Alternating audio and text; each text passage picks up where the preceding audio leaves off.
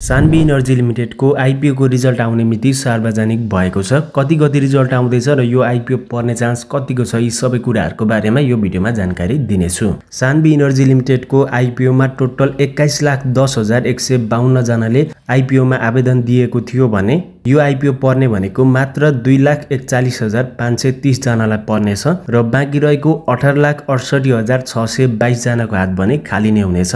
र आईपीओ पर्ने 2,41,530 जना भाग्यमानी चाहिँ को हो भनेर चाहिँ हामीले अब जेठको 26 गते सोमबार हेर्न मिल्नेछ। यानी कि जेठको 26 गते यानी कि सोमबारको दिन चाहिँ यो आईपीओ बाँडफाँड हुँदैछ।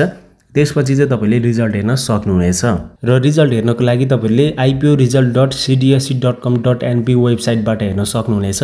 र यदि तपाईलाई यो आईपीओ परोस् भन्ने चाहनुहुन्छ भने कमेन्टमा ओम लेखेर जानुहोला। र यस्तै खाली शेयर मार्केट सम्बन्धित भिडियोहरु हेर्नको लागि मनी कुरालाई फलो गर्दै गर्नुहोला।